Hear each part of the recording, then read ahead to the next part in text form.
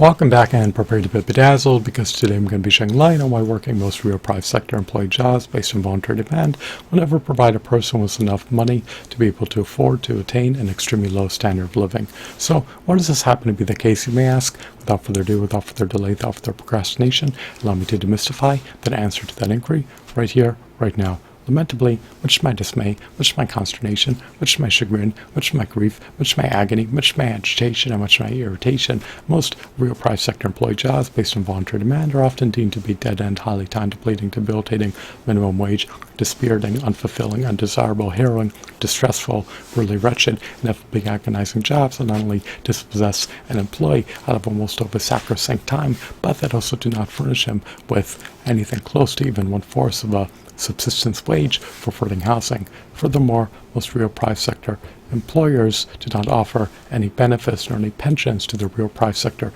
employees. Moreover, most of the profits that companies generate are reserved for its executives, its shareholders, and its external directors. So if you work most real private sector employee jobs based on voluntary demand, then your emolument is aptly poised to be capped at the minimum wage threshold, which will not provide you with enough fiat currency to be able to attain an extremely low standard of living. The total cost to attain an extremely low standard of living can be sizable in this control market economy. You may be able to cover some of the costs that are subsumed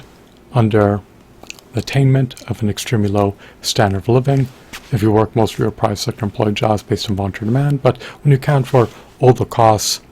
as an aggregate that are associated with attaining an extremely low standard of living, you simply won't earn enough fiat currency to be able to cover all the costs that are associated with attaining an extremely low standard of living in this control market economy. So, to be able to attain an extremely low standard of living in this controlled market economy, you not only need to be able to afford to perpetually pay the recurring room rental fee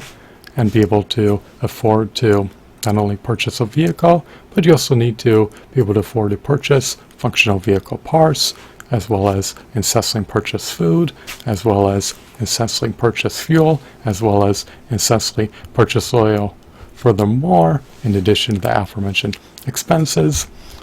in order to be able to afford to attain an extremely low standard of living in this control market economy, you also need to afford to pay the perpetually recurring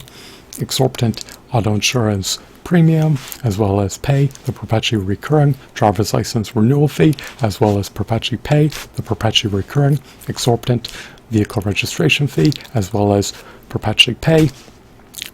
the recurring tire rotation fee, as well as pay the perpetually recurring internet subscription service fee, as well as perpetually pay the recurring smartphone